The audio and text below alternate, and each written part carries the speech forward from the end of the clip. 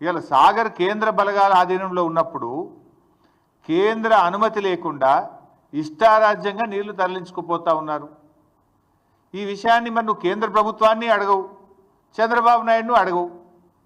అంటే నీకు చంద్రబాబు నాయుడు అడగాలంటే నీకు ధైర్యం సరిపోతలేదు, కేంద్ర ప్రభుత్వాన్ని అడిగే దమ్ము నీకు లేదు. ఇప్పుడు అక్కడ ఉన్నది ఏంది? సిఆర్పిఎఫ్ బలగాలు. ఎవరి అవి? కేంద్ర ప్రభుత్వమి. అది ఎవరు రెగ్యులేట్ చేయాలి? కేఆర్ఎంబి. అది ఎవరి ఆధీనంలో ఉంది? కేంద్ర ప్రభుత్వ ఆధీనంలో ఉంది. Then why are you not asking?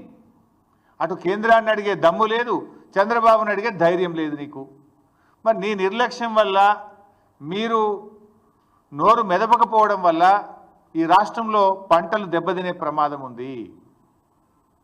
ఎగరమంటే విపక్షం మీద వికార భాషలో జానడు ఎగురుతావు. మా మీద ఎగురుతుంటాడు కదా ప్రతిపక్షం మీద. వికారమైనటువంటి భాషలో ప్రతిపక్షాల మీద మాత్రం బాగా ఎగురుతుంటావు. ఎగరాల్సిన చోట ఎగరడానికి చేతనవుతుంది నీకు. ఇప్పుడు ఎగరాల్సింది ఏడను? కేంద్ర ప్రభుత్వం మీద ఎగరాలి, ఆంధ్రప్రదేశ్ యొక్క అక్రమ నీటి వాడకం మీద ఎగరాలి. ఎగరాల్సిన చోట మాత్రం ఎగురుతలేవు, ప్రతిపక్షం మీద విపక్షాల మీద మాత్రం ఎగురుతూ ఉంటావు. వికారమైన భాషలు ఎగురుతుంటావు నువ్వు. ఈడెందుకు ఎగురుతలేవు? తెలంగాణ సాగునీటి త్రాగునీటి అవసరాలకు శ్రీశైలం నాగార్జున సాగర్లో నిల్వ ఉంచాల్సిన నీటిని ఇలా ఆంధ్రప్రదేశ్ తరలించుకుపోతుంటే నువ్వు ఎందుకు ఎగురుతలేవు?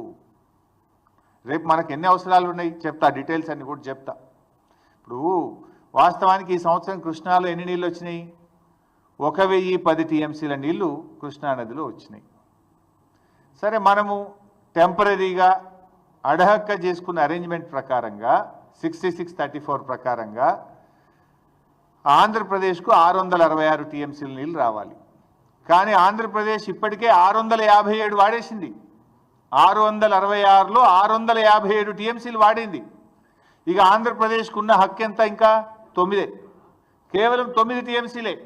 కానీ ఇవాళ కూడా సాగర్ కుడి కాలువలో 10,000 క్యూసెక్కులు